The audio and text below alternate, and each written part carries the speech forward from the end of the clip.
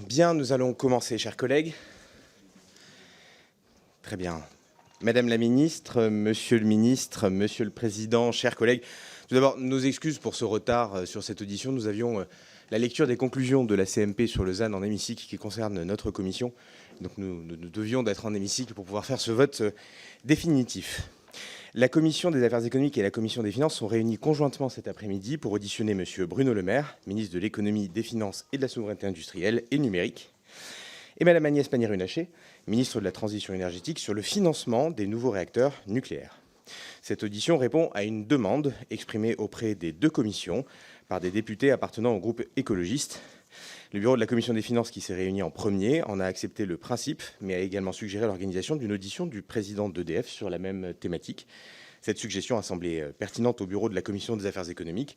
C'est pourquoi nous devrions nous retrouver mercredi prochain, peut-être, dans la même configuration pour entendre M. Luc Rémont, PDG d'EDF. En adoptant la loi du 22 juin 2023 relative à l'accélération des procédures liées à la construction de nouvelles installations nucléaires à proximité des sites nucléaires existants et au fonctionnement des installations existantes, le Parlement a effectivement soutenu la volonté de l'exécutif visant à la construction de 6 EPR2 et au lancement d'études pour la construction de 8 EPR2 supplémentaires, ainsi que le développement des petits réacteurs modulaires, les SMR. Au total, l'objectif est de mettre en service 25 gigawatts de nouvelles capacités nucléaires d'ici 2050. Le financement de ces nouveaux EPR2, dont le coût est estimé à 52 milliards d'euros pour les 6 premiers, n'a pas encore été précisé. Les paramètres de ce financement devraient être fixés d'ici la fin de l'année. La commission des affaires économiques a effleuré ce sujet le 17 mai dernier, lors de l'audition de Philippe Darmaillan, auteur d'un rapport au gouvernement sur les conditions d'approvisionnement en électricité des industries françaises. En effet, la conclusion de contrats de fourniture d'électricité de long terme entre EDF et ses clients électro-intensifs permettrait de financer en partie les investissements dans de nouveaux moyens de production. Pour ce qui est du financement public, le ministre de la Transition énergétique a écarté la création d'un impôt, mais elle a évoqué la possibilité d'une participation de la Caisse des dépôts pour accompagner en financement des constructions. Dès lors, la piste d'une mobilisation de l'épargne collectée via le livret A a été entrevue et a déjà donné lieu à de vifs débats et a motivé la lettre du groupe écologiste que je mentionnais précédemment. La présente audition devrait permettre au gouvernement de préciser le calendrier de ses décisions en ce domaine et de clarifier ses voies de financement. Monsieur le Président Éric Coquerel, je vous cède bien évidemment la parole. Merci, Monsieur le Président de la Commission des affaires économiques, et merci de nous accueillir ici avec les commissaires des Finances. Madame la Ministre, Monsieur le Ministre, mes chers collègues, je me réjouis de cette audition conjointe de Monsieur Bruno Le Maire, ministre de l'Économie et des Finances, et de la Souveraineté industrielle et numérique, et de Madame Agnès Pannier-Runacher, ministre de la Transition énergétique. On sort des dialogues de Bercy, on nous a beaucoup parlé d'économie, donc je trouve intéressant de poser des questions sur le financement des nouveaux réacteurs nucléaires et de leur coût. Je pense que c'est un sujet qui, évidemment, intéresse à la fois les questions économiques et financières. Monsieur le ministre, je ne serai pas plus long parce que nous avons un temps de parole pour essayer de terminer à 20h. Comme vous me l'avez recommandé, je suis assez d'accord avec ça. Je vous passe la parole tout de suite. Merci, Monsieur le Président Coquerel, Monsieur le Président Kasbarian, Mesdames et Messieurs les députés, Madame la Ministre, chère Agnès. Je vais essayer de concentrer les messages sur cette audition importante sur le financement des 6 nouveaux réacteurs nucléaires annoncés par le Président de la République dans son discours de Belfort. Permettez-moi d'abord d'insister sur le caractère stratégique de l'énergie nucléaire pour l'économie française et pour la nation française de manière générale. L'énergie nucléaire est stratégique d'abord parce qu'elle est garante d'indépendance dans un continent qui a été trop longtemps trop dépendant de l'approvisionnement d'énergie fossile venue notamment de Russie. L'énergie nucléaire est stratégique parce qu'elle est décarbonée. Et l'énergie nucléaire est stratégique parce qu'elle garantit un volume d'électricité suffisant dans une nation qui se réindustrialise et dans lequel les besoins d'énergie seront à minima de 750 TWh en 2050 contre 450 TWh aujourd'hui. C'est le fruit du développement des usages de l'électricité dans notre vie quotidienne. C'est le fruit aussi de notre détermination à réindustrialiser le pays, à ouvrir des usines, à stocker des données sur notre sol, toutes activités qui vont consommer énormément d'énergie électrique. Pour moi, il n'y a pas de réindustrialisation possible sans énergie nucléaire et sans accélération du programme de développement de l'énergie nucléaire en France. Faire le choix du nucléaire, c'est, je le rappelle, d'abord faire le choix du climat. Non seulement la France se réindustrialise, mais en se réindustrialisant, elle se décarbone. Car tous les produits que nous importions, nous allons pouvoir les produire en France avec des émissions carbone qui sont moindres.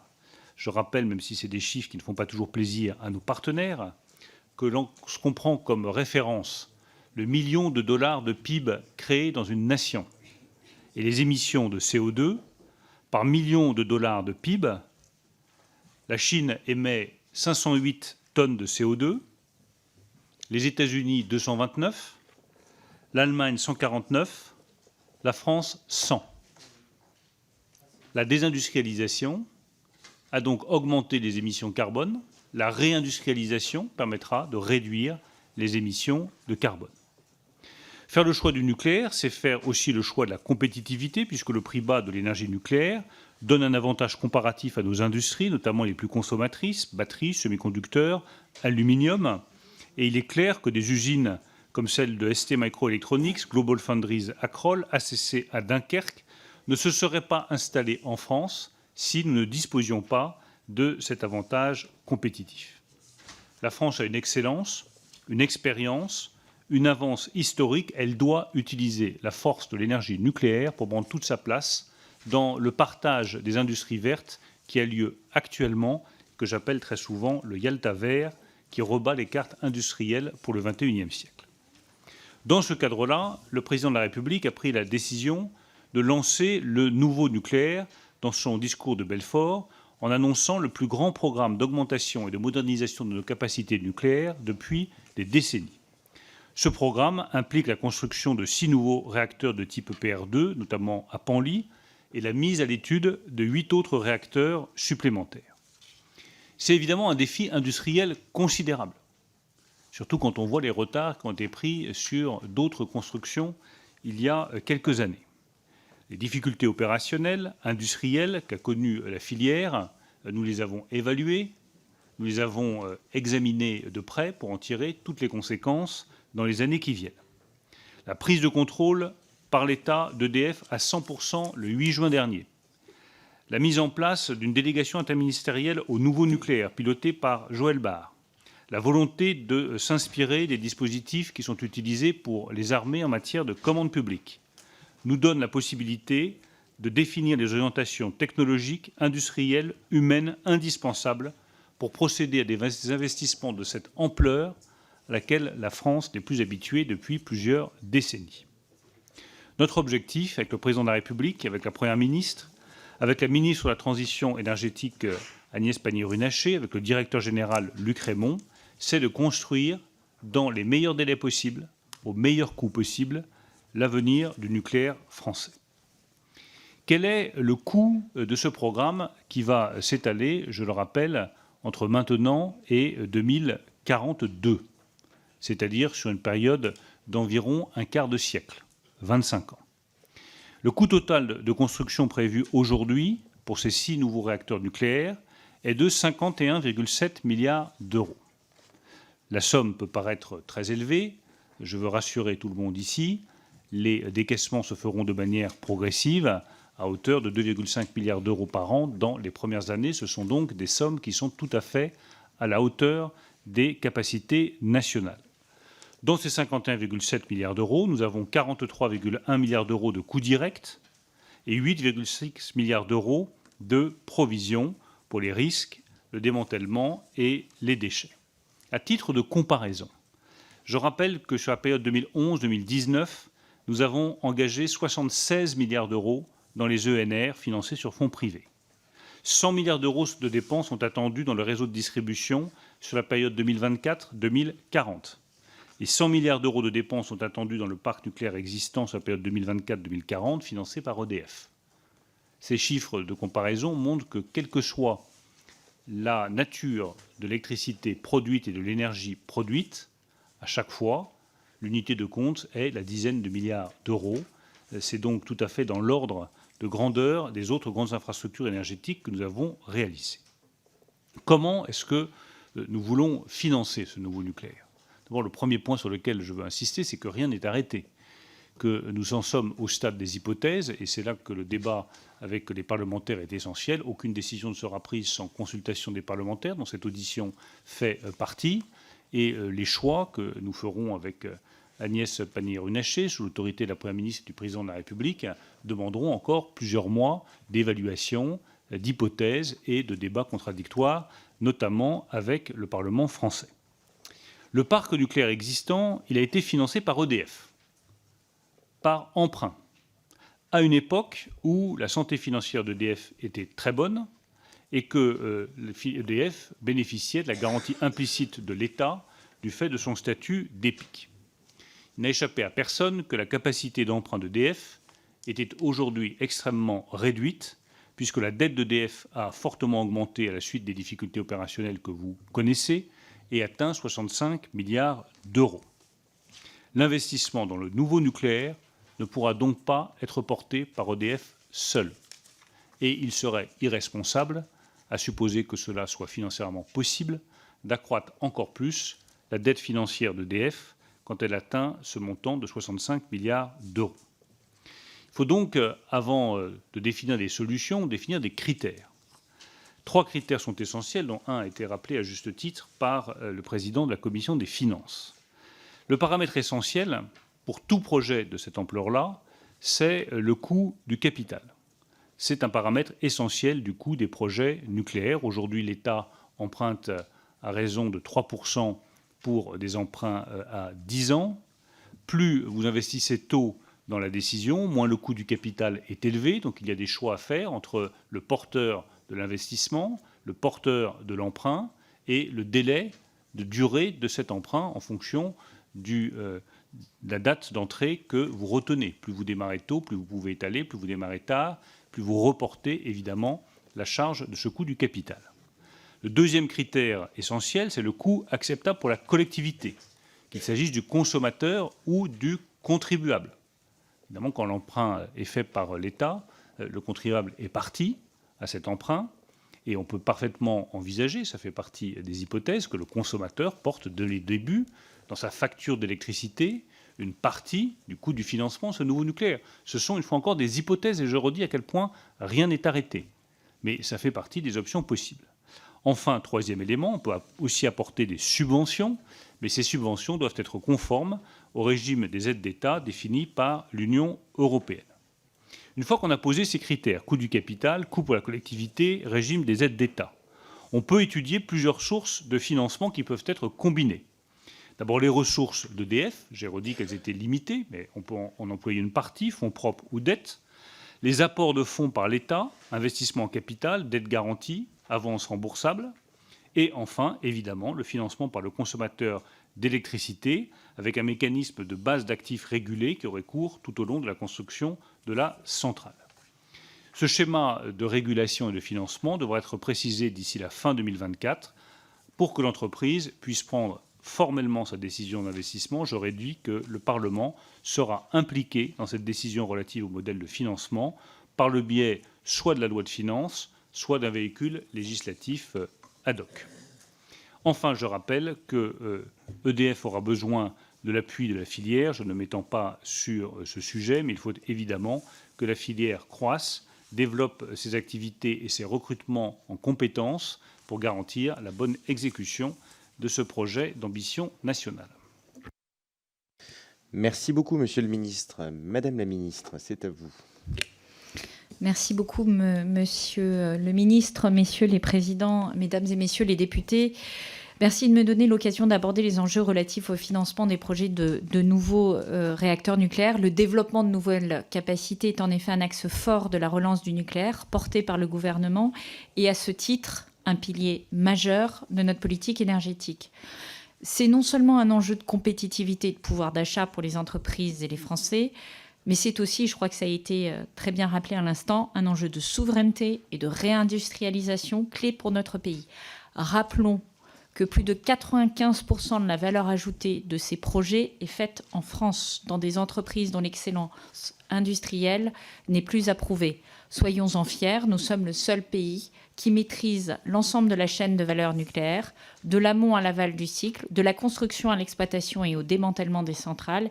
Et pour qu'il n'y ait aucune ambiguïté, je veux le redire, la France n'est pas dépendante de la Russie pour faire tourner ses centrales nucléaires, contrairement à certaines contre-vérités relayées ici ou là par des détracteurs de l'énergie nucléaire, dont je ne suis pas sûre que leur priorité soit la lutte contre le changement climatique.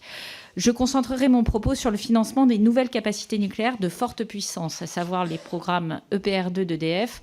Je pourrais, si nécessaire, compléter sur le financement des SMR et des AMR ultérieurement, mais il me semble que cela relève à ce stade davantage du financement de l'innovation et vous savez que nous mobilisons France 2030 pour ce faire. Permettez-moi d'abord de rappeler les grands ordres de grandeur, quoiqu'ils ont été très bien rappelés à l'instant. En gros, un programme de 6 nouveaux réacteurs est évalué aux alentours de 52 à 57 milliards d'euros. On parle d'un paiement qui va s'étaler sur 20 ans et d'une infrastructure qui va fonctionner pendant 60 ans. Il faut donc comparer ce qui est comparable. Et lorsqu'on regarde les montants investis aujourd'hui, cela a été dit, par exemple dans les réseaux, c'est près de 3 milliards d'euros en moyenne sur la période... Rapporté au nombre d'années de financement, le programme, c'est 3 milliards d'euros en moyenne sur la période, que l'on peut comparer à 2 fois moins que les investissements consentis sur les réseaux électriques, RTE et Enedis, dans les 10 années qui viennent. C'est également 40% de moins que les investissements dans le parc nucléaire existant à leur niveau de 2022. Le nouveau nucléaire, c'est donc en montant annuel, moins que les investissements dans le parc nucléaire existant, moins que les réseaux, moins que les investissements publics et privés dans les énergies renouvelables. L'enjeu est surtout de délivrer ce projet en coût et en délai au plus haut niveau de performance opérationnelle. C'est tout l'objet de la loi nucléaire que j'ai portée et que la très grande majorité d'entre vous a votée au printemps dernier.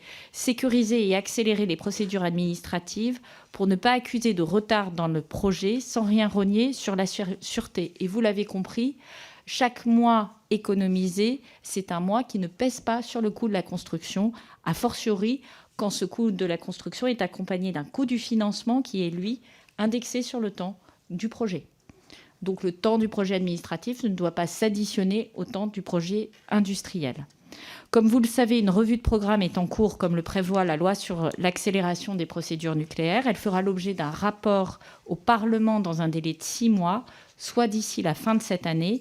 Une délégation de programme au nouveau nucléaire a également été créée pour suivre nos grands projets nucléaires dans la durée, au même titre que le gouvernement suit les chantiers stratégiques de défense nationale, par exemple. Mais soyons clairs, ce qui fera le succès ou non de ce programme, c'est avant tout les hommes et les femmes en charge de sa conception et de sa construction. La filière nucléaire dans son ensemble, avec EDF en tête de pont, bien sûr. C'est le plus grand enjeu du nouveau nucléaire et c'est le cœur du mandat que le président de la République et la Première ministre ont confié à Luc Rémont. C'est toute une filière qui est en train d'être relancée. Je suis à l'initiative d'un véritable plan Marshall des compétences dans la filière. Ce sont 100 000 emplois nouveaux à pourvoir dans les 10 ans qui viennent. Nous devons être à la hauteur de ce défi colossal. Le défi industriel est également clé et je veux souligner ici un aspect important. Plus on construit, plus les risques se réduisent et plus les coûts diminuent. Entre la première tranche d'Hinkley Point C et la seconde, les gains de performance opérationnelle et donc les coûts sont de 30%, diminués de 30%. C'est également la raison pour laquelle le gouvernement britannique mise sur le projet Sizewell C comme une réplication de Hinkley Point C, ce qui permet d'ailleurs à ce gouvernement d'envisager l'apport de fonds privés dans le financement du projet. Ces exemples sont inspirants et nous conduisent à privilégier une approche de série. Le fait d'avoir 6 réacteurs éventuellement complétés par 8 réacteurs sont également un gage de réussite et de diminution du coût de ce projet. C'est également un des enjeux de l'Alliance européenne du nucléaire que j'ai lancée en janvier, car la relance du nucléaire est européenne. De nombreux États, Pologne, République tchèque, Royaume-Uni, Roumanie, ont l'ambition de construire des réacteurs nucléaires. Or, développer une flotte de réacteurs de technologies similaires, c'est augmenter le retour d'expérience, l'industrialisation des procédés et les bonnes pratiques. Cette relance européenne du nucléaire, c'est une opportunité en termes d'activité pour le tissu français, mais également pour notre propre programme nucléaire qui en bénéficiera, de même qu'il bénéficie aujourd'hui de manière très concrète de ce que nous avons appris des projets Taishan, Hinkley Point C, Olkiluoto et Flamanville. Venons-en à la question du financement. Le nucléaire est une énergie particulière qui appelle une régulation particulière pour 3 caractéristiques. La première, c'est la durée de construction commerciale. Elle est très longue, nécessairement. Le risque est étalé. Cela privilégie les acteurs qui ont les reins solides pour l'accompagner. Les projets présentent des caractéristiques de complexité, quelle que soit la technologie sous-jacente, et notamment un cadre de sûreté qui leur est propre, qui se retrouve dans un nombre très réduit de secteurs. Là aussi, ça va conduire à privilégier des acteurs capables d'avoir la capacité à porter sur leur bilan longtemps un risque. Enfin, la durée de fonctionnement des réacteurs nucléaires EPR2 est prévue pour 60 ans. Donc en termes de trajectoire et de retour sur investissement, il faut aussi avoir le sens du long terme. Ces particularités font que le coût de financement représente une part très importante du coût total du projet de nouvelles infrastructures nucléaires, du fait de la prise de risque, du fait de la durée de construction, du fait de la durée d'amortissement. L'Agence internationale de l'énergie atomique évalue ainsi que les coûts financiers peuvent représenter plus de 50% du coût total du projet dans certains cas. C'est pour ces raisons que les États interviennent dans la quasi-totalité des projets de nouveau nucléaire, que ce soit au travers d'une régulation, d'un financement public ou les deux, pour diminuer le coût du financement ou pallier la difficulté à trouver des acteurs privés prêts à assumer sur ces durées ce niveau de prise de risque. Pour donner des exemples, le projet Hinkley Point C au Royaume-Uni est financé intégralement par EDF et son coactionnaire chinois, mais dispose d'un prix sécurité de vente via un contrat pour différence avec un prix fixe à près de 120 € du mégawattheure. Pour le projet Sizewell C, également au Royaume-Uni, il est prévu une régulation du type base d'actifs régulés, en plus d'un investissement public de l'État britannique directement dans le projet en tant que coactionnaire. Le projet PAX2 en Hongrie dispose d'un financement public important. Dans son programme national, la Pologne envisage un financement public important, tout comme la République tchèque. Pour ce qui concerne le programme de nouveau nucléaire français, le premier contributeur financier au programme est le porteur de projet. Mais je crois que ça a été très bien expliqué, EDF ne peut pas financer l'ensemble du programme à elle seule. Plusieurs options sont regardées dans ce cadre. Je ne vais pas y revenir puisque, au fond, les exemples des pays étrangers nous tracent un peu le champ des possibles accessibles.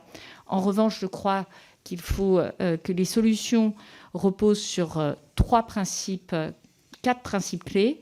Inciter EDF à rechercher la meilleure performance opérationnelle. J'ai largement développé ce point. Il faut que le financement soit une incitation pour EDF à délivrer le meilleur niveau de performance industrielle.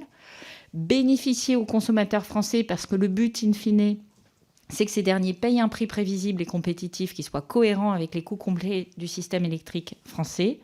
Troisièmement, donner la visibilité nécessaire à l'ensemble de la chaîne d'approvisionnement nucléaire de manière à pouvoir s'engager et évidemment être compatible avec le cadre européen.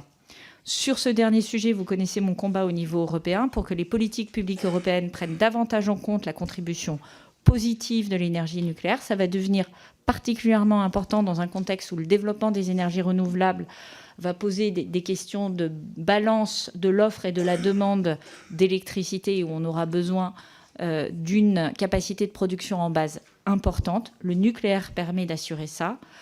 L'inclusion du nucléaire dans la taxonomie était importante sur les questions de financement du nucléaire, mais c'est également le cas du projet de réforme du marché de l'électricité, du traitement de l'hydrogène bas carbone et du Net Zero Industry Act. L'ensemble de ces mesures ont des effets directs et indirects sur le financement de nos projets nucléaires et c'est une des priorités de mon action. En conclusion, vous l'avez compris, vous pouvez compter sur ma totale détermination pour que la performance opérationnelle soit au cœur du projet d'EDF, de la filière nucléaire, et plus largement pour porter la vision d'un mix électrique décarboné au plan européen, nucléaire et renouvelable. Merci beaucoup, Madame la Ministre. Merci pour ces propos liminaires. On va vous proposer de passer aux questions-réponses, notamment des orateurs de groupe. Avant cela, on va avoir des questions. Je n'ai pas de questions personnellement à poser, j'ai fait un propos introductif. Monsieur le Président de la Commission des Finances va poser ses questions. Monsieur le rapporteur général du budget également. Et ensuite, les 10 orateurs de groupe. Si on veut tenir le timing pour être bon pour 20 heures, on vous propose, et comme ça vous a été proposé, de faire les questions-réponses en 3 minutes maximum par orateur de groupe, inclus la réponse du gouvernement. C'est le même principe qu'on utilise en commission des affaires économiques, c'est-à-dire jusqu'à 2 minutes maximum de prise de parole des orateurs, 1 minute pour le gouvernement pour y répondre. Après, si vous souhaitez, au sein de ces 3 minutes, de faire des questions-réponses, vous avez la possibilité de le faire. Mais 3 minutes par orateur, et là, ça devrait fonctionner, on devrait terminer à l'heure, puisqu'il y a ensuite des questions individuelles, comme vous le savez. Monsieur le Président, c'est à vous. Bien, donc je me lance avec une nouvelle méthode pour nous. Donc, il faudra excuser les commissaires des finances. On n'est pas habitué à cette méthode, mais on va s'y plier. Rapidement, de ce que je comprends, l'objectif, c'est à la fois d'abandonner le 50%, de réduire la part du nucléaire à 50% en 2035. C'est quelque chose qui est abandonné. Et le projet, c'est de réindustrialiser le pays à partir de l'énergie nucléaire. J'avoue ma perplexité pour plein de raisons, ne serait-ce que parce qu'il y a d'autres moyens, à mon avis, de le faire, par le 100% renouvelable, la sobriété. Je note que les Allemands ne sont pas tellement en retard sur nous en termes d'industrialisation et qui visent 80% du renouvelable en 2030. Je ne vais pas être très long parce que je n'ai pas le temps sur pour moi le danger du nucléaire, mais je vais m'appesantir sur la question budgétaire. Aujourd'hui, le père de Flamanville, c'est une explosion du budget prévu initialement. 12 ans de retard, coût estimé à 19,1 milliards d'euros, 6 fois plus qu'initialement estimé. Et j'avoue m'inquiéter pour le projet que vous présentez. Je ne vois pas pourquoi le coût estimé de départ ne verrait pas le même type d'augmentation. Tout ça pour un coût du mégawatt qui, à mon avis, va largement être supérieur à celui au fur et à mesure des énergies renouvelables. Donc vous comprendrez que je suis dubitatif à partir du moment où, en plus, tout ça doit s'intégrer dans un programme de stabilité qui va inclure les baisses de dépenses publiques absolument historiques. J'ai un peu de mal à voir comment vous allez faire les deux de ce point de vue-là, surtout qu'on est loin du compte en termes d'investissement nécessaires en matière de transition écologique dans le programme de stabilité qui est prévu, versus ce que propose Pisani-Ferry. Je ne serai pas plus long. Rapidement, 3 questions.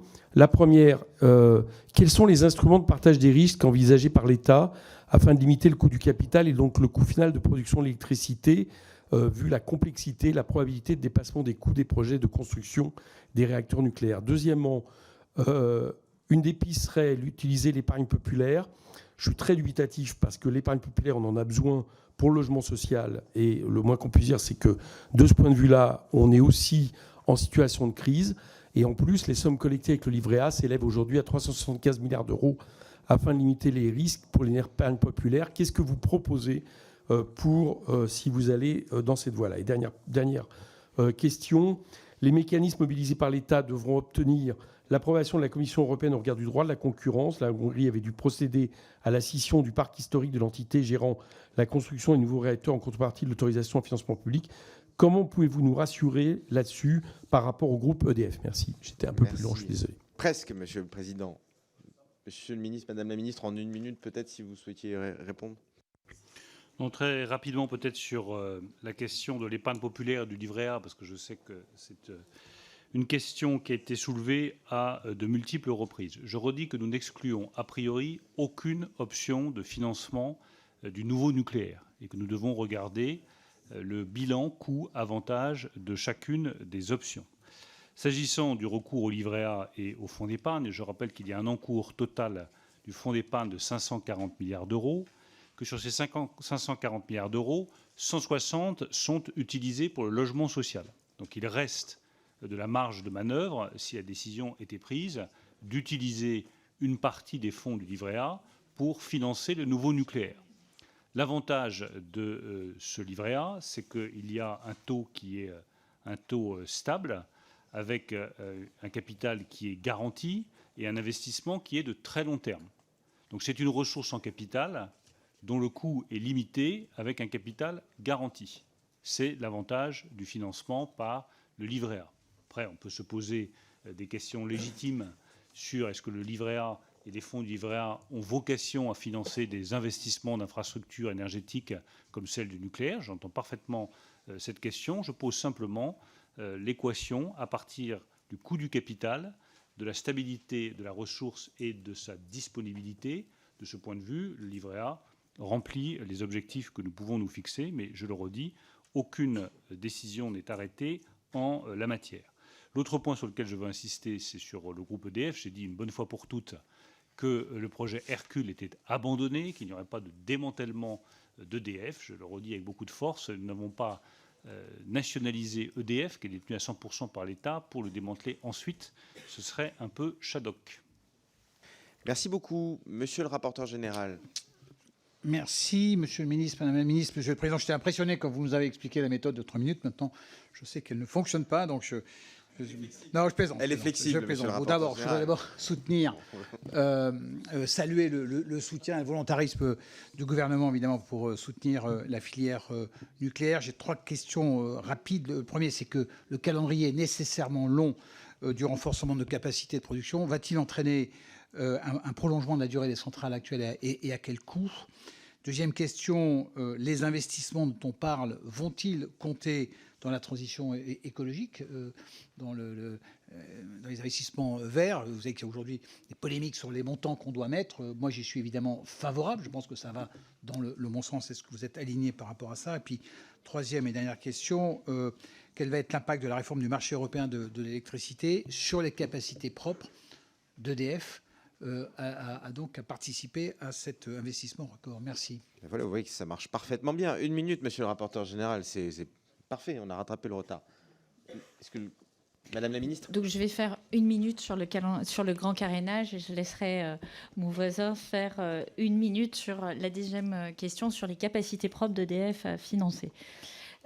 Sur le grand carénage, première chose, nous prolongeons au maximum la durée de fonctionnement de nos centrales nucléaires, de nos réacteurs nucléaires, puisque nous avons un effet falaise qui nous attend dans le cas contraire au bout des 50 ans d'utilisation, et que je crois que le groupe de travail, notamment bouclage de votre voisin, le montre de manière assez implacable. Nous avons besoin d'une puissance de production d'électricité en base pour compléter notre système électrique et le rendre plus résilient. Et nous serons probablement un des éléments centraux du système européen si nous conservons cette capacité de production nucléaire.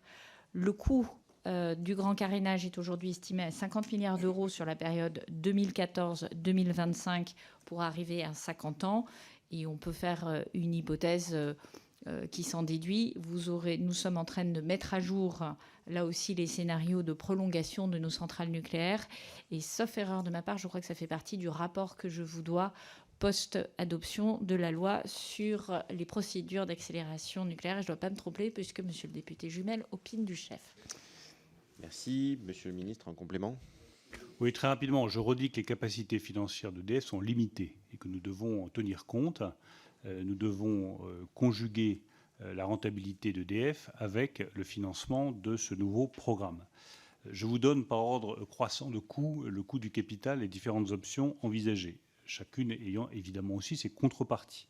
Ce qui est le moins cher, mais qui est le plus coûteux pour le contribuable, ce sont les subventions, puisque là, il n'y a pas de rémunération du capital et pas de remboursement, mais c'est directement du déficit et de la dette, ce qui ne plaira pas à mon voisin Éric Coquerel, à qui il n'a pas échappé que la dépense publique représentait 54% du PIB en France.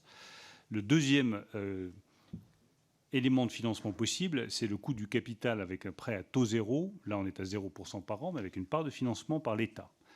Troisième option, c'est l'utilisation de la dette par l'État, avec un élément clé qui est le moment où l'État contracte l'emprunt, puisque plus l'emprunt est contracté tôt, plus vous pouvez étaler le remboursement de la dette. Et là, on est sur un coût de l'ordre de 3% par an. Ensuite, il y a du recours à la dette privée, avec un taux de rémunération qui est de l'ordre de 5 à 7% par an. Et les fonds propres d'EDF, là, on est sur un coût de 7 à 10% par an. Donc il y a une vraie logique à utiliser les fonds propres d'EDF, puisque c'est un programme qui ensuite va rentabiliser EDF et qui va augmenter son EBE. En revanche, le coût du capital est, lui, plus élevé. Donc vous voyez qu'à chaque fois, c'est des paramètres dont il faut tenir compte, entre l'impact pour le contribuable et pour l'État, l'impact pour EDF et le coût du capital en fonction des dates de décision de souscription des emprunts. Merci, monsieur le ministre. On va passer aux orateurs de groupe. Avec votre permission, comme il a une contrainte personnelle, je vous propose de commencer par monsieur Sébastien Jumel. Si vous n'y voyez pas d'inconvénient, on commence tout de suite. Sébastien Jumel pour le groupe GDR. Merci, Président, de votre écoute. Monsieur, Madame la Ministre, moi je considère que vous avez dit poliment que l'organisation actuelle du marché de l'énergie à l'échelle européenne et nationale avait considérablement endetté EDF, considérablement enrichi les marchands de savonnettes et d'une certaine manière considérablement affaibli l'État tout court. Vous auriez pu le dire moins poliment. Je veux dire devant vous que moi je considère que la logique d'actionnaire, elle est incompatible avec l'État stratège, avec le temps long qui est celui du nucléaire. Et donc dire cela, c'est d'une certaine manière apporter un éclairage sur les financements nécessaires et les modalités de financement de la relance du nucléaire que je soutiens, vous le savez. Je m'inquiète parce que vous n'avez pas dit grand-chose sur ce qui pourrait être de nature à consolider les fonds propres d'EDF. La sortie de l'Arenh, dont vous savez que ce dispositif n'a pas permis de recouvrer des marges financières et a surendetter EDF. À quand la sortie de l'Arenh? Vous n'avez pas parlé non plus de la nécessité de développer les contrats de fourniture d'électricité long terme pour stabiliser les revenus d'EDF, mais aussi pour protéger les consommateurs. Nous sommes favorables au retour des TRV pour cela. Quelle contrepartie exige l'Europe de tout cela? Vous avez réaffirmé ici, il faut mettre ça à l'actif de la mobilisation des électriciens gaziers, votre refus désormais du retour d'Hercule. Très bien. Mais quelle contrepartie exige l'Europe pour la recapitalisation d'EDF nécessaire à la relance du nucléaire? Enfin, je m'autorise à dire cela. Vous avez dit, sur les 540 milliards d'euros d'épargne disponibles, 160 seulement sont utilisés pour le logement social, et donc il nous reste la différence. Mais on a besoin de plus pour le logement social. Le logement va être la bombe sociale à retardement de la rentrée, tellement les maires, les acteurs, pensent qu'il faut mettre le paquet sur la relance du logement. Donc je vous invite à exclure cette piste des modalités de financement public nécessaires pour EDF. Merci beaucoup, monsieur Jumel. En 1 minute pour le gouvernement. S'agissant, alors peut-être remettre en perspective l'Arenh. L'Arenh, c'est ce qui nous a permis, c'est ce qui nous est envié aujourd'hui par nos voisins européens, en particulier allemands. C'est ce qui nous a permis de maintenir un coût de l'électricité à un niveau très compétitif en mettant à disposition du productible nucléaire auprès des consommateurs finaux à un coût de 42 €. On pourrait discuter du niveau de ce coût de 42 € qui, n'ayant pas évolué depuis 2012, ne reflète peut-être pas complètement le coût de production d'EDF et peut expliquer assez largement le décalage. En revanche, le système lui-même, c'est celui qui a permis à nos industriels d'avoir le prix de l'électricité le plus bas d'Europe. Et c'est bien pour ça qu'aujourd'hui, lorsqu'on négocie la réforme du marché de l'électricité, la grande inquiétude des Européens, c'est que nous donnions sur la base de notre nucléaire un avantage compétitif majeur à nos industriels. Merci beaucoup. Orateur suivant, monsieur le président. Alors on va alterner. On passe à Antoine Armand pour Renaissance. Merci, monsieur le président. Merci, monsieur le président de la commission des affaires économiques. Monsieur le ministre, madame la ministre, à mon tour, bien sûr, de saluer la relance à la fois inédite, massive et globale, j'insiste sur ce dernier terme, de notre filière nucléaire, à la fois à travers la prolongation du parc existant, bien sûr, et son adaptation au changement climatique qui a déjà commencé, contrairement à ce qu'on lit parfois, au soutien, bien sûr, à la recherche aux réacteurs nucléaires innovants de 3e et 4e génération. Je veux quand même rappeler ici que l'État investit 1,2 milliard d'euros pour que la France retrouve sa place d'avant-garde dans la recherche en matière nucléaire. Et puis, bien sûr, les 6 premiers EPR annoncés par le président de la République qui ont fait l'objet de la loi d'accélération que nous avons votée ici avec une large majorité et qui illustre le consensus transpartisan dont nous avons besoin pour une industrie cruciale et vitale pour le pays. Je voudrais aussi saluer les propos que vous avez tenus, monsieur le ministre, madame la ministre, sur le cadre économique et financier dans lequel cette relance doit s'inscrire. Cela implique évidemment au préalable, et j'allais dire avant tout, de défendre à Bruxelles l'industrie française, comme vous le faites depuis 6 ans, Monsieur le Ministre, à chaque occasion, et aussi d'assurer une alliance des États membres en faveur du nucléaire et d'obtenir une refonte profonde, disons-le, du marché européen de l'électricité qui est à bout de souffle, comme vous y attelez, Madame la Ministre, avec beaucoup de courage, et je crois qu'il faut le dire avec clarté, nos prix devront refléter nos coûts.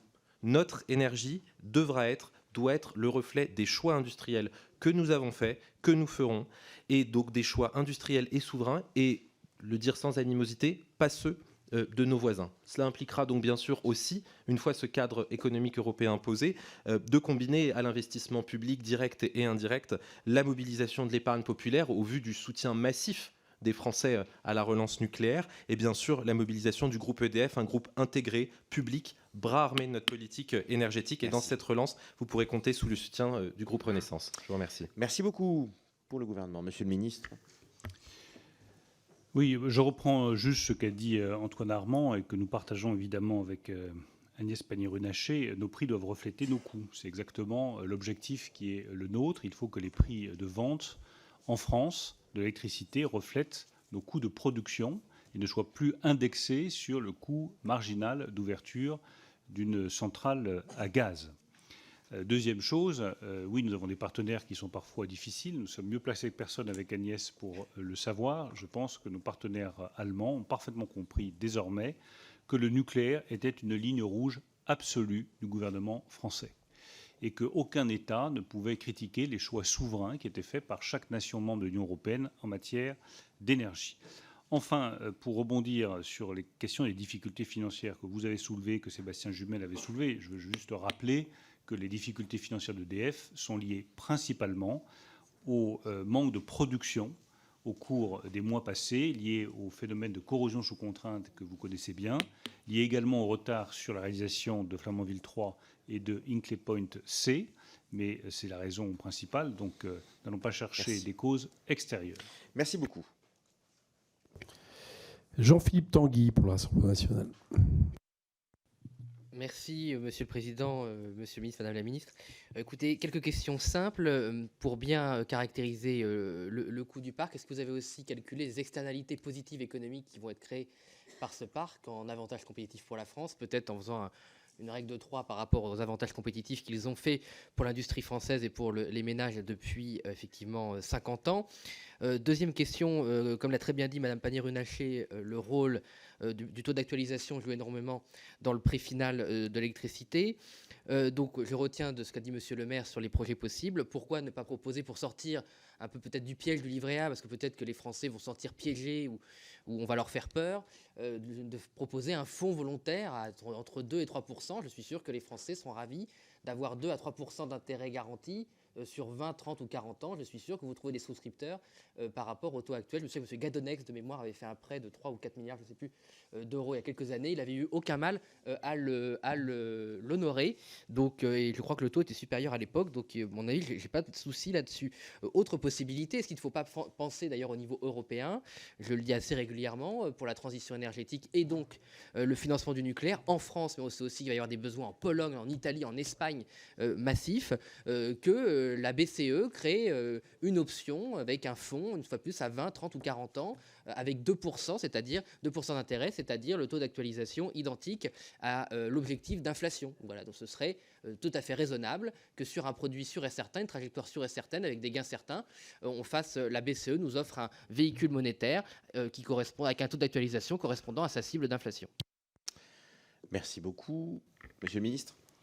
Toutes les propositions, une fois encore, seront étudiées. Nous sommes ici pour en débattre. Donc, avoir une souscription, un fonds dédié, vous pouvez soumettre votre proposition et elle sera étudiée comme toute autre proposition des parlementaires sur le financement du nouveau nucléaire. Je rappelle juste que nous avons beaucoup d'épargne disponible en réalité, que le problème est plus l'affectation de cette épargne que sa disponibilité. Nous avons un taux d'épargne qui est passé de 15 à 18% dans notre pays. La vraie difficulté, c'est d'orienter cette épargne vers les investissements, notamment le nucléaire ou la transition écologique. S'agissant du financement européen, c'est surtout à la Banque européenne d'investissement que nous voulons demander de financer l'énergie nucléaire, et c'est un des points très importants, notamment dans le cadre du renouvellement de la direction de la Banque européenne d'investissement, d'avoir un prochain directeur général ou directrice générale de cette banque qui s'engage sur le soutien au nucléaire. C'est un point très important pour nous. Enfin, sur les externalités positives, nous ne pouvons pas les mesurer directement, mais c'est un exercice qui peut être fait. Moi, je vais être très pragmatique pour vous dire que toutes les décisions d'investissement industriel massifs qui ont été faits récemment, je pense par exemple à Prologium ou ACC, ont été faites en fonction de la disponibilité d'énergie nucléaire à proximité. Je pense que c'est l'exemple le plus clair de l'externalité positive du nucléaire. Peut-être juste, si vous le permettez, pour compléter, sur les externalités positives, il y a un moyen en tout cas de mesurer un scénario 100% renouvelable par rapport à un scénario avec du nucléaire qui met en évidence que le coût pour le consommateur est moindre dans les scénarios qui embarquent du nucléaire lorsqu'on prend le coût complet, y compris les réseaux et la flexibilité. C'est là où le nucléaire est rentable. Merci beaucoup, Madame la Ministre. Merci, Monsieur le Ministre. Maxime Lenné pour le groupe France Insoumise. Merci, Monsieur le Président. Monsieur le Ministre, Monsieur le rapporteur, chers collègues, j'ai 3 questions simples. Quelqu'un sait-il enfin chiffrer précisément le programme de nouveaux réacteurs et de prolongation des centrales vieillissantes ? Qui va payer pour tout ce pognon de dingue? Et est-ce bien raisonnable d'investir autant dans des prototypes qui ne produiront pas le moindre kilowatt avant au moins 15 ans?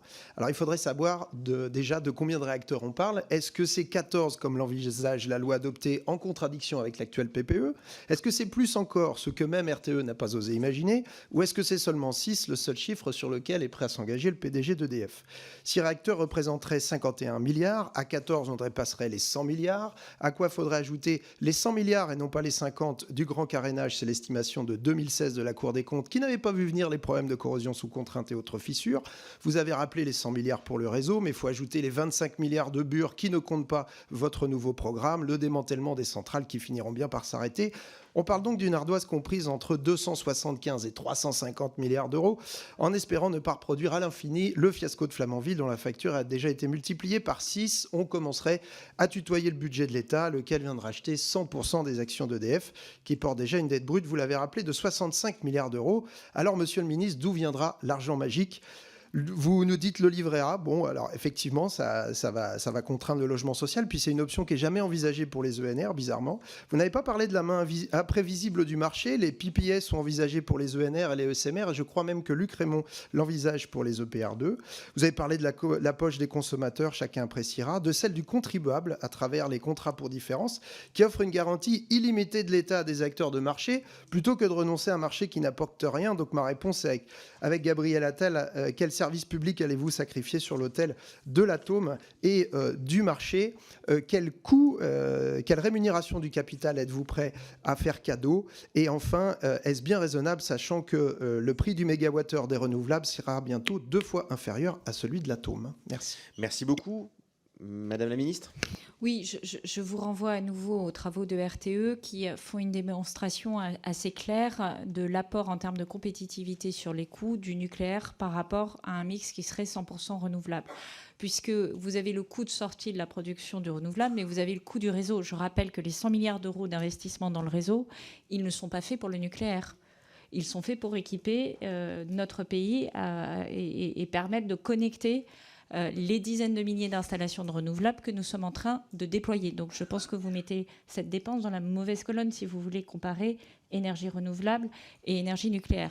Autre différence assez sensible, je l'ai exprimé et nous l'avons dit dans notre propos introductif, nous parlons donc d'un projet qui est évalué, et c'est un audit qui est public et que vous pouvez consulter, qui a été publié en 2022 sur la base d'un audit d'un tiers en 2021, 52 à 57 milliards pour 60 ans d'exploitation.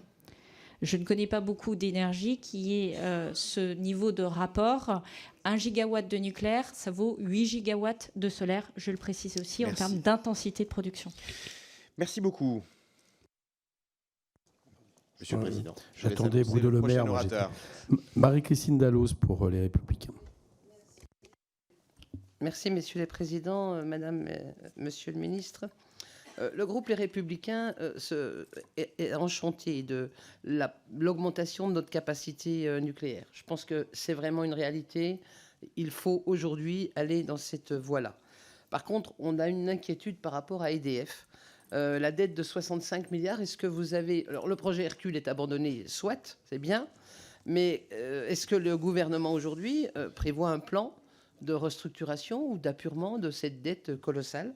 J'ai 3 questions. Sur la faisabilité, aujourd'hui, quand on connaît l'échec de Flamanville, les difficultés que nous venons de rencontrer, est-ce que techniquement EDF est en capacité de produire ces 6 nouveaux réacteurs, enfin nouvelle génération, ces 6 EPR? Est-ce qu'il y a une technicité possible au sein d'EDF pour cette réalisation? Deuxièmement, le coût. Vous avez parlé, Monsieur le Ministre, du fait qu'il fallait que le coût soit acceptable pour le contribuable. Ce n'était pas la poche des Français, c'était un coût acceptable pour les contribuables. Aujourd'hui, il y a déjà, dans le cadre de la facturation d'EDF, il y a déjà la CSPE qui est prélevée, qui sert normalement à financer la modernisation du réseau, qui coûte, j'aimerais bien savoir, est-ce que 10 milliards serait un chiffre qui serait la collecte de CSPE, parce que les contribuables sont déjà largement mis à contribution en matière de fiscalité sur leurs factures énergétiques. Et puis, troisième question, à quelle échéance on prévoit ces 6 EPR nouvelle génération, précisément, les 6 en même temps, plutôt 2 par 2, et puis les 8, dans quelle perspective ultérieurement? Non, mais c'est bien de pouvoir dater des projets, parce que sinon, on parle dans le vide. Et je crois que c'est important qu'on ait des précisions. Merci beaucoup, Madame Dalloz. Alors, qui souhaite répondre à ces 3 questions? Je vais peut-être démarrer sur la partie industrielle. Est-ce qu'EDF a les capacités industrielles? La réponse est oui. Je rappelle qu'il vient de livrer le réacteur finlandais qui aujourd'hui fonctionne à pleine puissance et qu'il est en phase de construction des réacteurs, de 2 réacteurs au Royaume-Uni. Donc, en termes de capacité industrielle, elles existent et lui permettent de sortir des réacteurs qui fonctionnent. Est-ce qu'il est aujourd'hui à l'optimisation industrielle? La réponse est non, puisqu'il faut relancer la filière et permettre à cette filière de converger en termes de temps et d'avoir des carnets de commandes qui soient lissés et qui permettent ensuite de mettre en œuvre tout ce qu'on appelle la convergence industrielle.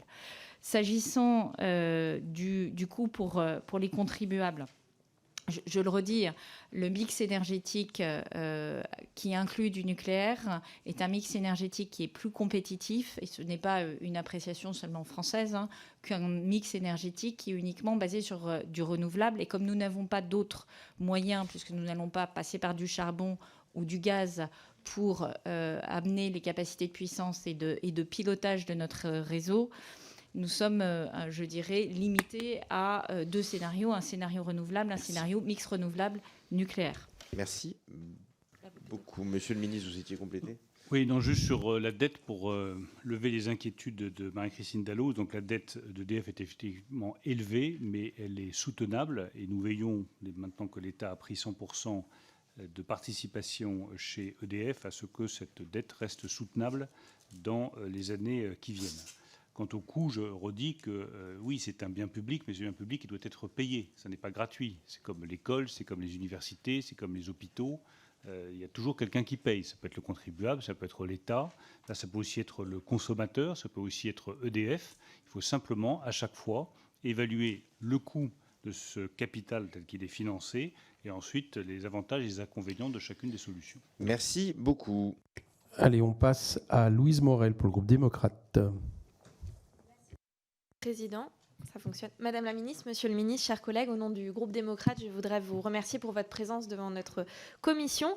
Nous avons voté il y a quelques mois la loi relative à l'accélération des procédures liées à la construction de nouvelles installations nucléaires. C'est une première avancée majeure, tant pour notre souveraineté énergétique que pour la décarbonation de notre économie. Se pose toutefois la question du coût du développement de ces nouveaux EPR et je voudrais revenir sur un petit point historique avec un élément de comparaison. Le plan Messmer dans les années 70 a permis la construction de 55 réacteurs nucléaires pour un coût de 83 milliards d'euros, coût qui a été estimé par la Cour des comptes en 2010. EDF avait alors emprunté sur les marchés internationaux, emprunt garanti par l'État français, mais vous l'avez rappelé, la situation d'EDF est aujourd'hui bien différente, endettée à plus de 64 milliards d'euros, ce qui risque réellement de la pénaliser dans la mise en œuvre de ses investissements. Ma question est donc la suivante. Face à cet endettement important, sommes-nous capables de faire un nouveau plan Messmer, qui prendrait peut-être le nom d'ailleurs de plan Pannier-Runacher ou plan Le Maire, je ne sais pas. Plus globalement, vous avez dit dans votre propos introductif, Monsieur le ministre, que rien n'est arrêté sur les financements, mais on a plusieurs outils qui sont régulièrement évoqués. Le fléchage d'une partie de l'épargne des Français, la mise en place de tarifs garantis, des contrats long terme. Ce que j'aimerais savoir, c'est à date, quelles sont vos préférences pour ces financements. Et enfin, Madame la ministre, vous avez rappelé la durée nécessairement longue de la construction des réacteurs. Comment garantir que les coûts de construction n'exploseront pas au cours du temps et comment pouvons-nous nous en prémunir? Je vous remercie. Merci beaucoup. Monsieur le ministre. Alors, nous n'avons pas prétention, ni Agnès ni moi-même, à porter quelque nom que ce soit dans ce programme.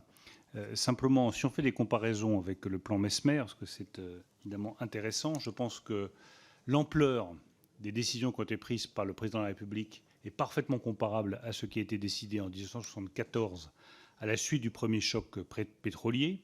La facture pétrolière de l'Hexagone avait triplé et donc le plan Messmer consistait à lancer en 2 ans 13 tranches de 1000 MW chacune avec une technologie à eau pressurisée.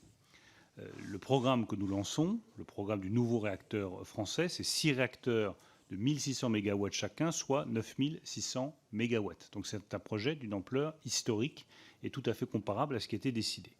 En revanche, la comparaison s'arrête là, parce que sur les exigences de sûreté, elles ne sont plus du tout les mêmes depuis les accidents de Tchernobyl et de Fukushima. Donc les coûts ont été fortement rehaussés sur la sûreté nucléaire et donc sur les délais de réalisation. Sur le financement, les règles de financement sont aussi radicalement différentes. Il serait totalement impossible de financer entièrement le nouveau nucléaire par un emprunt similaire à celui qui avait été effectué durant le plan Messmer. Donc l'ampleur est la même. Les modalités de financement, les règles de sûreté ont profondément changé.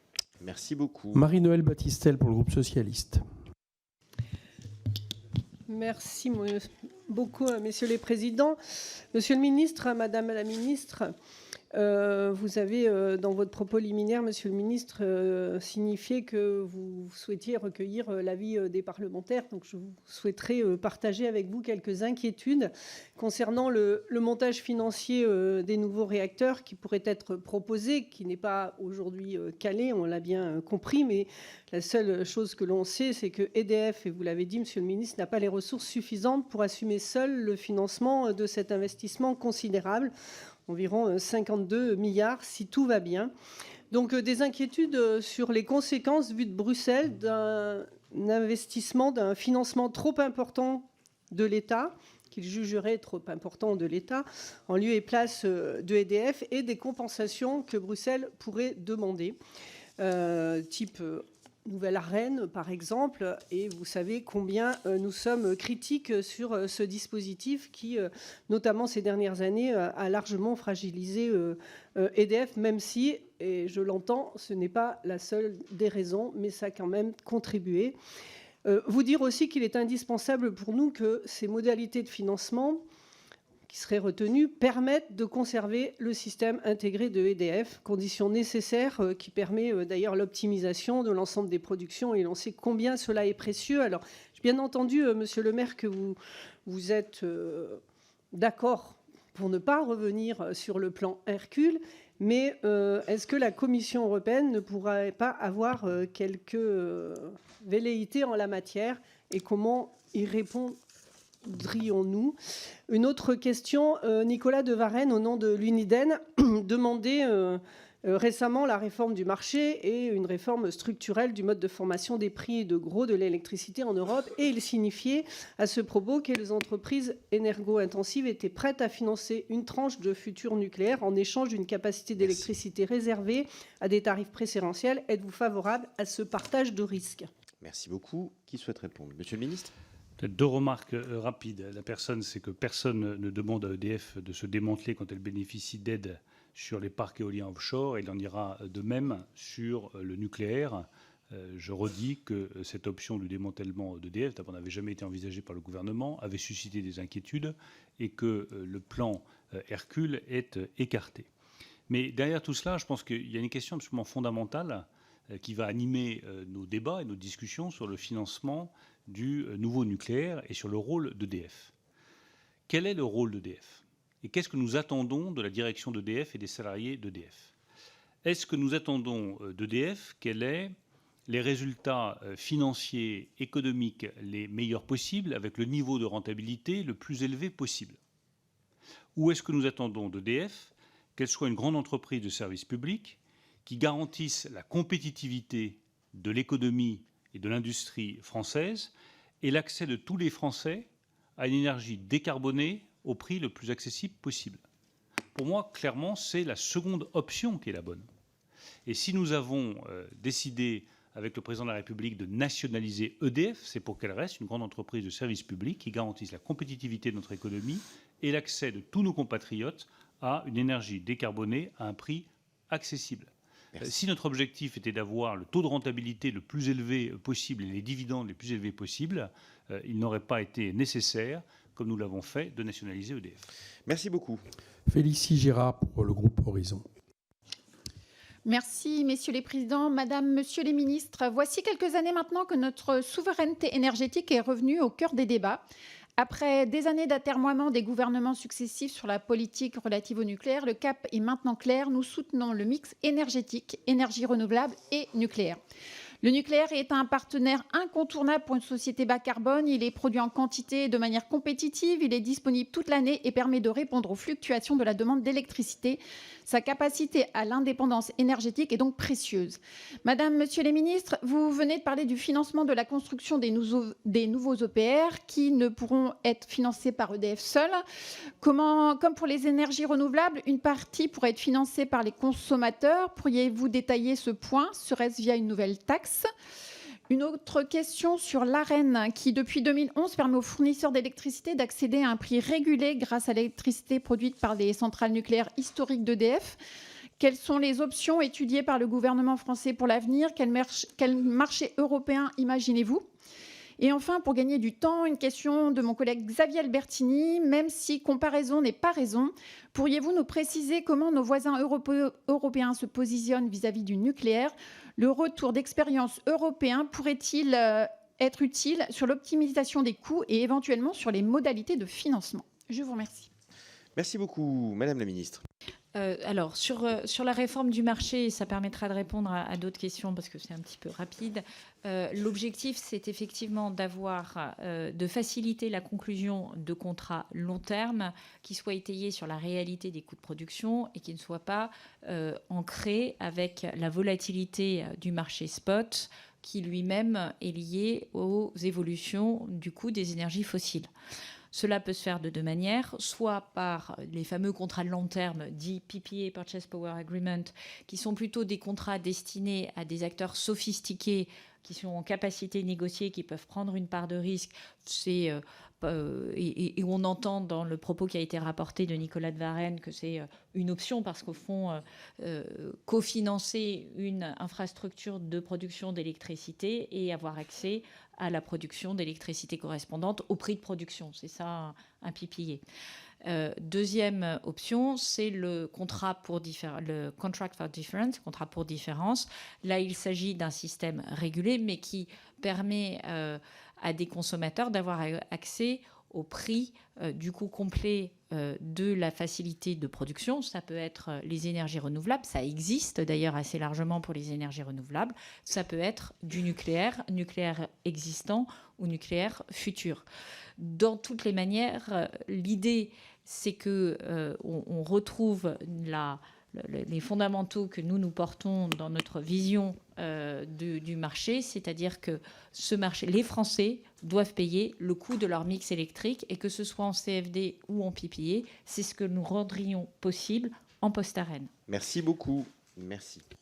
Christine Arrigui pour le groupe écologiste. Oui, merci, messieurs les présidents, madame la ministre, monsieur le ministre. Alors, la position des écologistes vis-à-vis du nucléaire est bien connue de toutes et tous et en rupture par rapport à ce qui a été dit jusqu'à présent. Alors, pour exactement les mêmes raisons, en réalité, c'est assez amusant que l'ASN, parce que dans son rapport de 2022, l'ASN nous fait état En fait marquant 2022, des problèmes de corrosion sous contrainte affectant les réacteurs du parc nucléaire français. Et ce qui se passe à Téchan maintenant sur les gaines et la corrosion des gaines qui coûte à EDF, qui est associé à 30%, ne fait que nous renforcer dans cette conviction. La deuxième partie sur l'impact de la canicule et de la sécheresse de l'été 2022 sur les centrales nucléaires et les phénomènes de sécheresse que nous connaissons aujourd'hui ne font que nous renforcer également de cette conviction. Et en fait, sur la troisième fait marquant de l'ASN, c'est son rapport, sur l'ASN se mobilise dans le cadre de la guerre en Ukraine et donc tous les sujets de sécurité et de sûreté lorsque nous avons la guerre à notre porte. Et ce qui se passe sur la centrale Zaporizhzhia ne fait que nous renforcer également de cette conviction à laquelle je rajouterai le coût du démantèlement, qui n'est pas abordé du tout dans le sujet que nous avons traité aujourd'hui, ni le coût de gestion des déchets, ni à la fois sur le côté financier comme sur le côté évidemment environnemental. Alors sur ces questions-là, vous nous faites état de propositions ou de sujets que vous envisagez, et donc on a l'impression dans ce dossier que tout est pris à l'envers. C'est-à-dire qu'on a voté une loi pour le renouveau du nucléaire ou pour l'accélération du nucléaire et des énergies renouvelables sans avoir un modèle global de ce qui pouvait nous être proposé. Vous faites état également de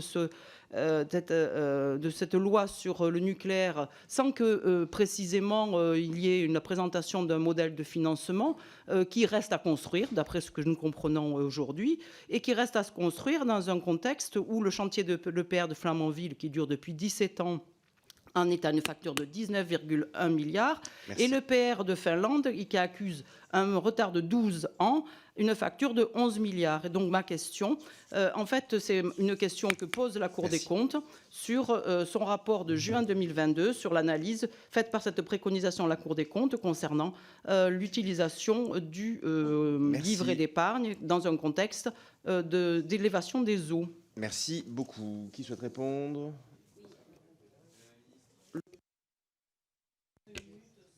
Voilà.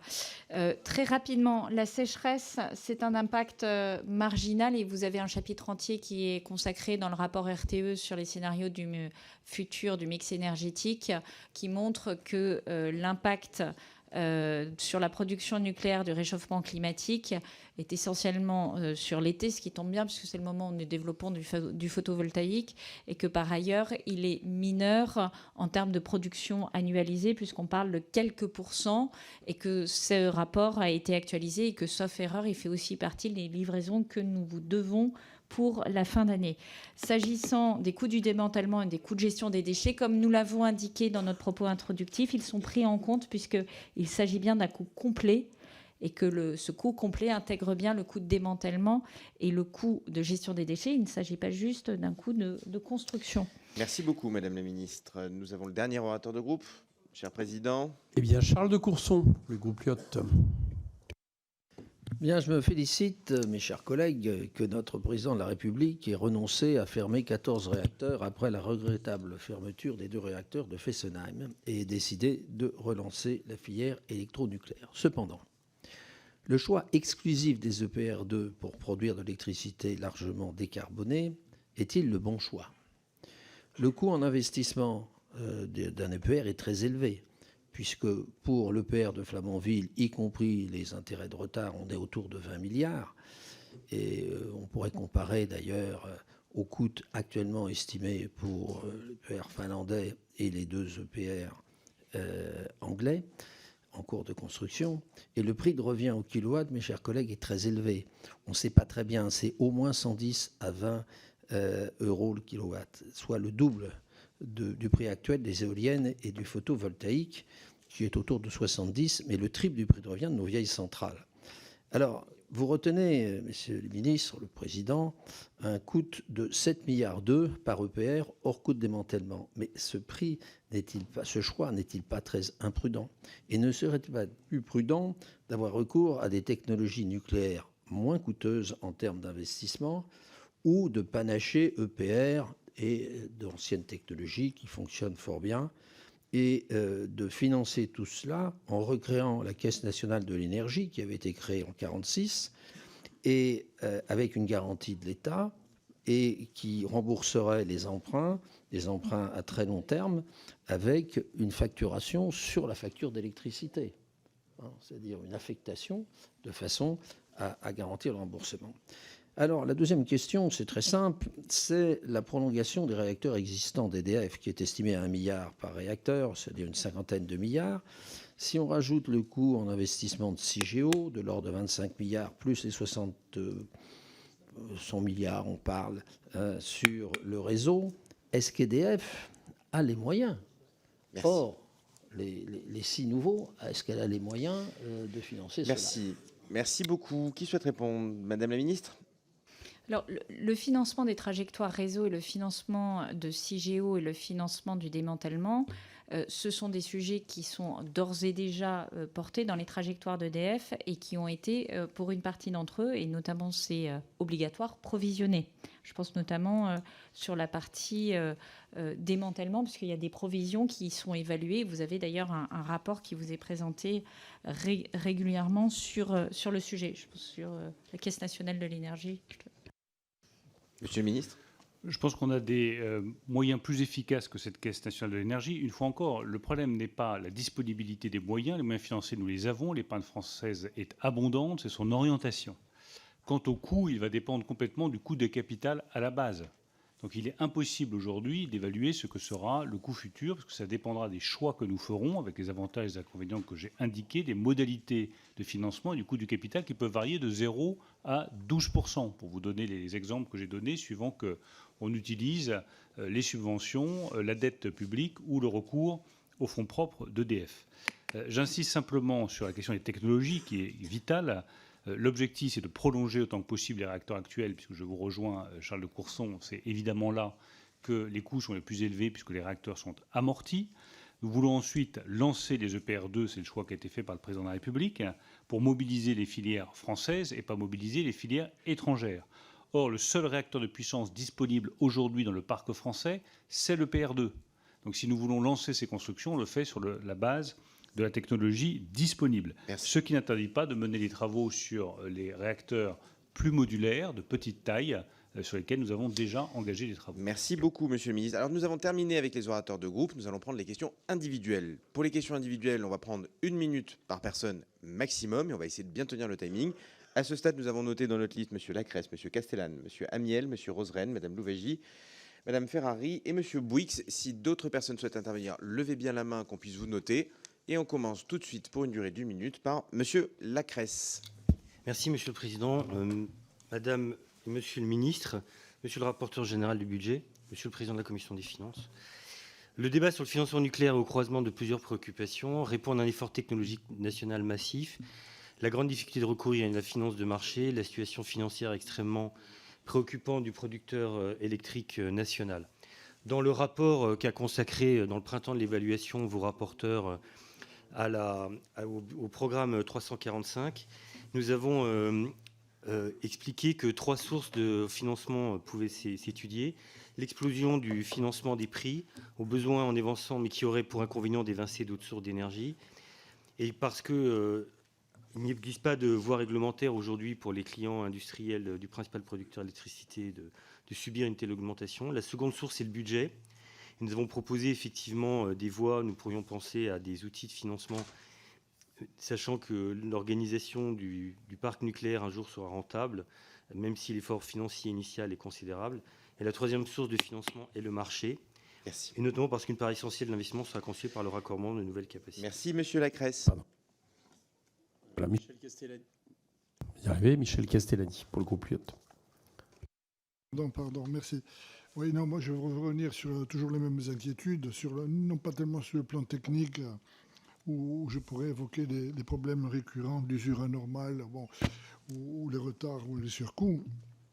Mais je veux revenir surtout sur le financement. Moi, je voudrais rappeler que la recette totale de notre budget cette année, c'est 314 milliards. Et on parle ici de dizaines de milliards annuels d'investissements. Même si les investissements ont des effets positifs sur les entreprises et sur les retours, évidemment. Mais je veux dire, il y aura des arbitrages nécessaires, des arbitrages avec les problèmes de santé, de logement, de sécurité, que sais-je, et d'autres. Et aussi, d'ailleurs, avec les énergies renouvelables, qui elles-mêmes vont nécessiter de considérables investissements et qui sont indispensables aussi. Donc moi, je ne voudrais pas vous poser une question sur les arbitrages parce que c'est une question trop importante, mais simplement, question plus simple, combien espérez-vous obtenir de subventions de la part de l'Union européenne? Merci. Et d'autre part, je voudrais rappeler aussi ce problème Merci, récurrent, c'est comment mobiliser l'épargne domestique qui est dormante. Merci. Voilà. Merci beaucoup. David Amiel. Merci, messieurs les présidents, madame la ministre, monsieur le ministre. Le gouvernement a fait le choix de mener dans les prochaines années 2 investissements majeurs pour nos souverainetés économiques. L'investissement dans la production d'électricité grâce notamment au nouveau nucléaire et l'investissement dans l'industrie verte décarbonée. Nous examinons d'ailleurs un texte en ce moment.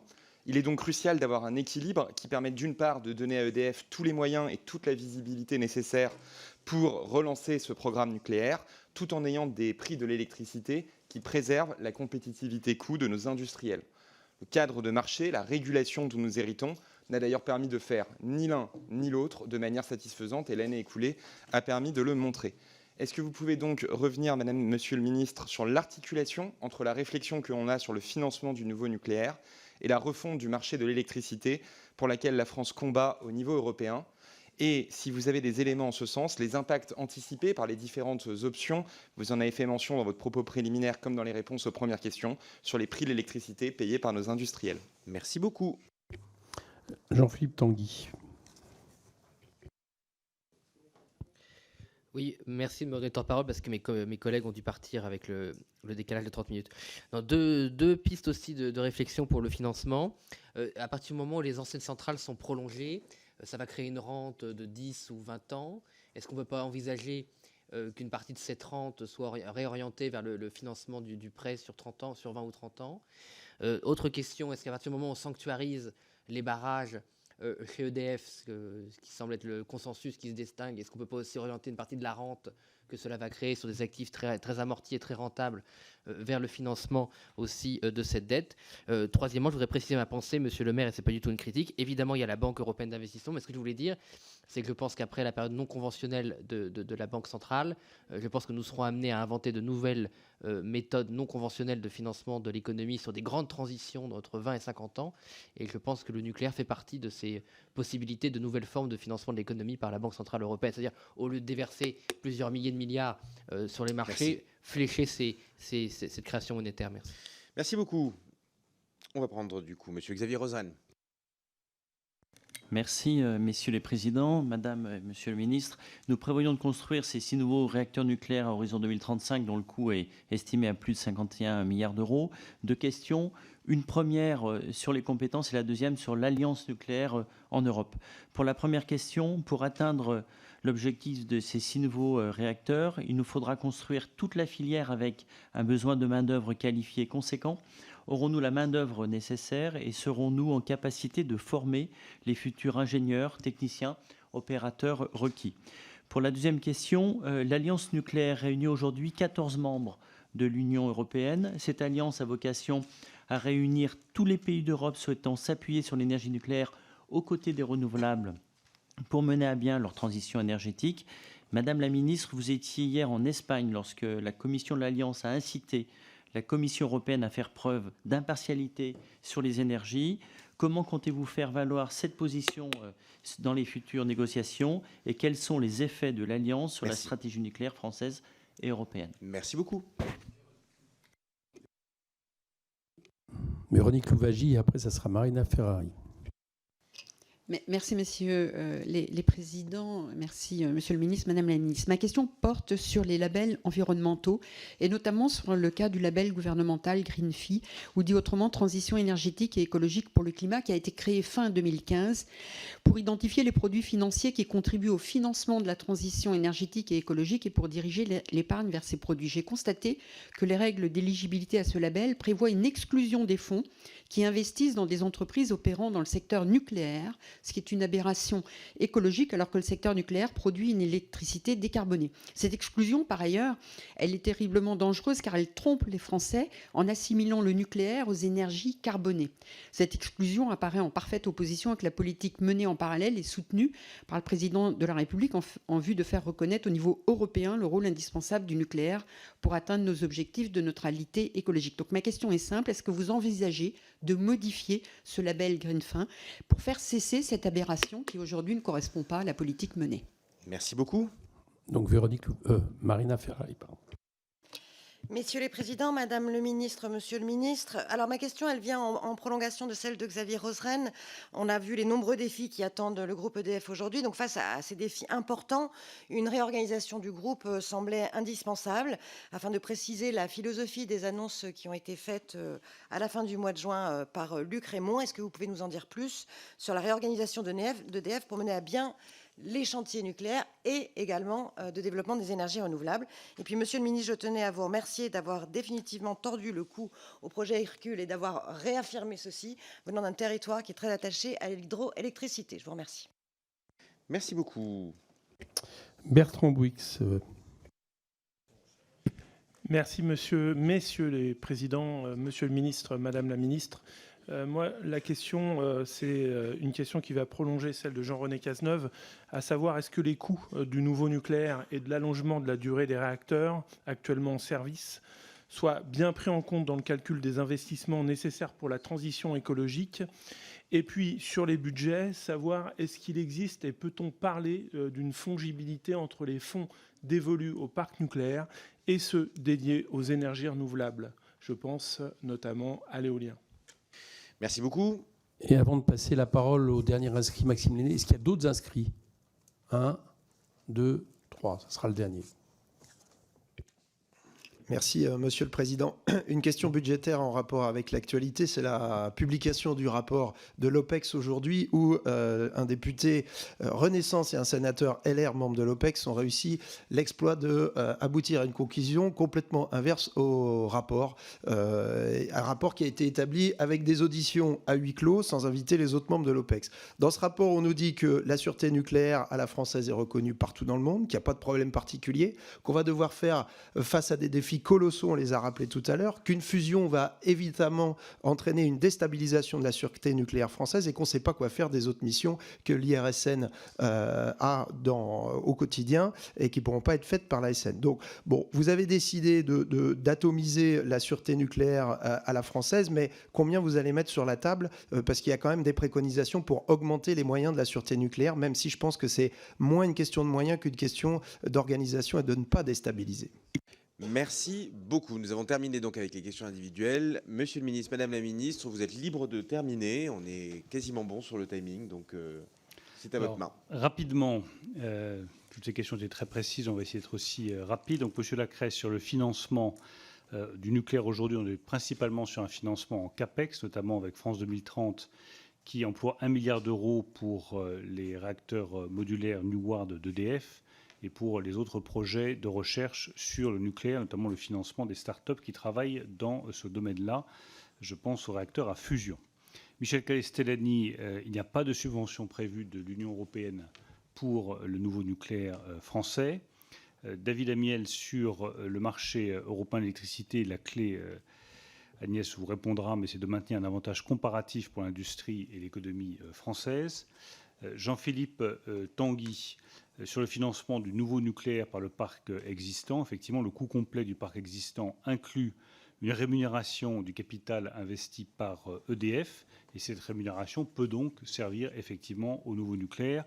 En revanche, à la Banque centrale européenne, vous parlez de politique non conventionnelle, mais j'ai bien peur que la période soit au retour au conventionnel, y compris sur les finances publiques et sur la politique monétaire. Xavier Roseren, je pense qu'Agnès Pannier-Runacher vous répondra sur la main-d'œuvre, Véronique Louwagie également sur le label. Madame Ferrari sur l'organisation d'EDF, je redis à quel point nous avons tourné la page d'Hercule et c'est maintenant à Luc Rémont de nous faire des propositions de réorganisation d'EDF. Il y travaille, il nous les présentera très prochainement. Et deux dernières questions, je crois, s'adressaient aussi à Agnès Pannier-Runacher. Merci, monsieur le ministre. Madame la ministre.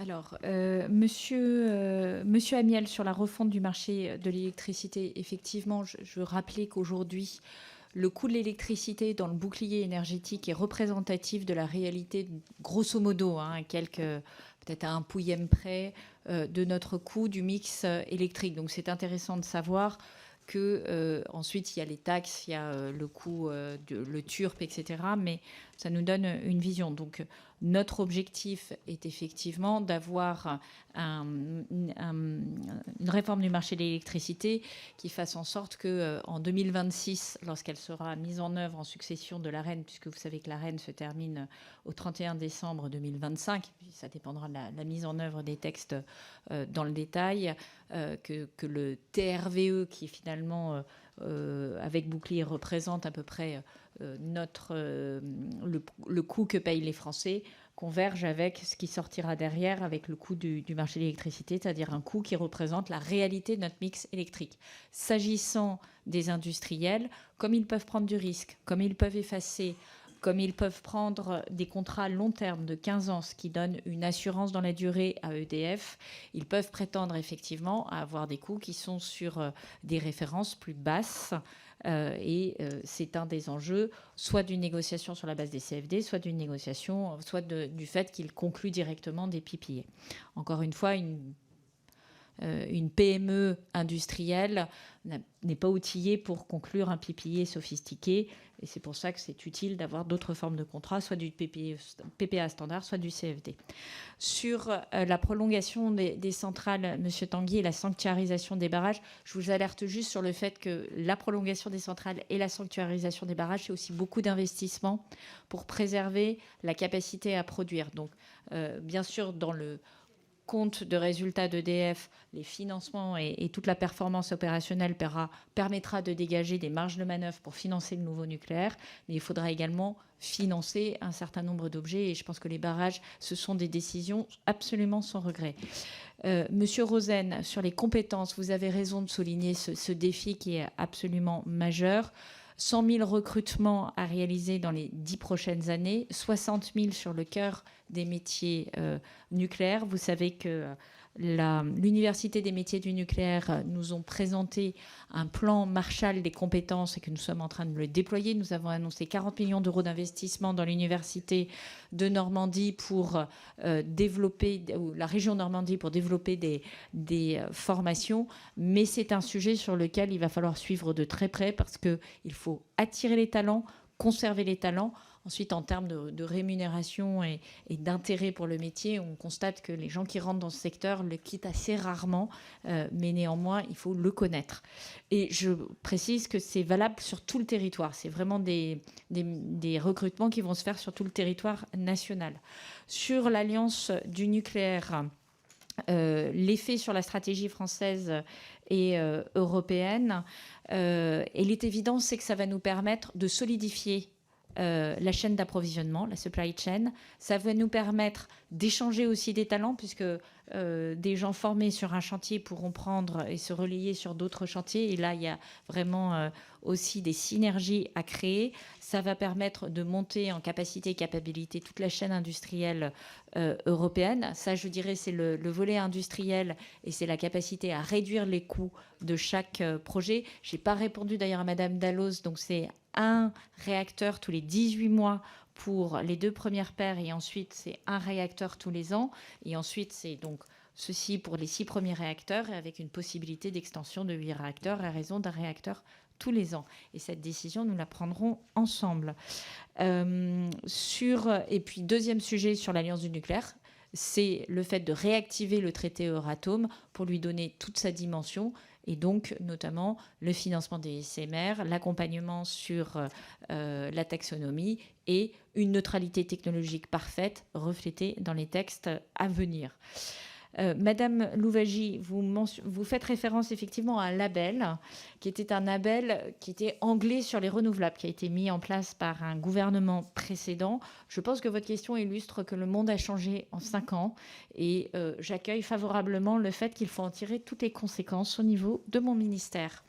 Sur la réorganisation d'EDF, Madame Ferrari, vous avez pu constater que d'un point de vue opérationnel, là je ne parle pas de la réorganisation actionnariale, mais opérationnelle, l'objectif c'est de faire monter les compétences industrielles dans le pilotage du projet, avec la séparation de la maîtrise d'ouvrage et de la maîtrise d'œuvre, avec une responsabilité de conduite de projet et des achats industriels avec un profil qui a vocation à avoir un parcours industriel très fort. Donc on le voit bien dans la manière dont se met en place cette nouvelle réorganisation. Elle adresse l'enjeu d'excellence opérationnelle et industrielle que nous attendons d'EDF. Et je dirais, nous sommes maintenant dans une phase de préfiguration, mais l'objectif, c'est de mettre les meilleures compétences au meilleur endroit avec la meilleure conduite du projet et avec des décisions rapides et fluides qui tirent l'ensemble de la filière. Monsieur Bouygues, la fongibilité des fonds entre ENR et nucléaire, au fond, vous posez deux questions. Aujourd'hui, les opérateurs d'énergie renouvelable ne sont pas exactement les mêmes que les opérateurs. Alors, vous avez EDF qui fait du renouvelable et du nucléaire. Vous avez Engie qui fait un peu de nucléaire encore en Belgique et du renouvelable, mais vous avez Total qui ne fait que du renouvelable et du pétrolier. Donc, vous avez des acteurs qui ne font que du renouvelable. Tous ces acteurs sont en majorité autoportants sur les projets d'investissement de renouvelables qu'ils font. Ils peuvent ensuite choisir d'avoir des logiques de régulation. Ils vont chercher dans des appels d'offres un prix moyen et ils se couvrent dans la durée de leur investissement. Mais nous pouvons être gagnants comme de temps en temps nous pouvons être appelés sur le budget. Je rappelle que les énergies renouvelables, c'est 30 milliards d'euros de contribution à notre budget ces 2 dernières années, donc c'est considérable. C'est comme ça que nous finançons un bouclier énergétique qui n'impacte pas notre trajectoire de finances publiques, hein, je le rappelle. Et donc en fait, on fait la réforme du marché de l'électricité, mais avec des moyens un peu frustres, mais efficaces.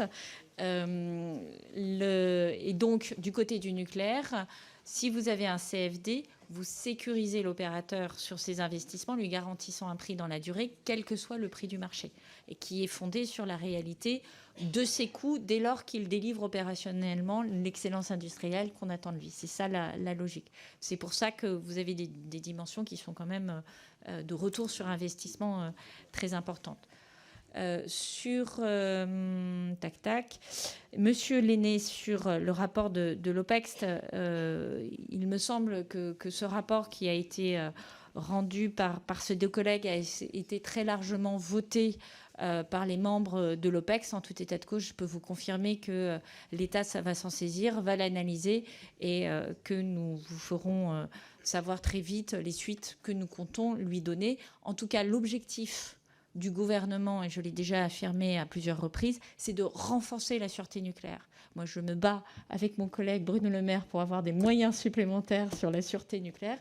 Je vous rassure, ce n'est pas des bataillons de 500 personnes, mais néanmoins, nous devons renforcer la sûreté nucléaire, nous devons créer une équipe sur AMR, SMR à l'ASN, nous devons créer une équipe sur le réchauffement climatique, nous devons faire en sorte de renforcer pour adresser tous les dossiers. Et effectivement, l'enjeu, c'est que notre autorité de sûreté nucléaire, de manière, je dirais, complète, alors je crois que nos rapporteurs ont proposé un nouveau nom pour cet ensemble. Hein. Encore une fois, l'enjeu, c'est de faire travailler tout le monde ensemble dans la direction d'une excellence industrielle, opérationnelle et de sûreté au service des Français. Bien, merci. J'espère que la bataille n'est pas trop violente entre vos 2 ministères au niveau de la sécurité nucléaire. Bon, ça va alors. Ça vaut mieux. Merci, Madame la Ministre, Monsieur le Ministre. Et je passe la parole pour conclure à notre excellent Président. Merci beaucoup, Président. Non, simplement, Madame la Ministre, Monsieur le Ministre, vous remercie pour la qualité de vos réponses. Il est 20h05, donc le timing est quasiment tenu. J'espère que nous avons réussi à convaincre le rapporteur général que du coup, ça fonctionne. En tout cas, c'était un plaisir d'avoir cette audition conjointe, Monsieur le Président, donc à refaire prochainement, je l'espère. Merci, chers collègues, pour votre présence et vos questions. Bonne soirée. On vous accueillera la prochaine.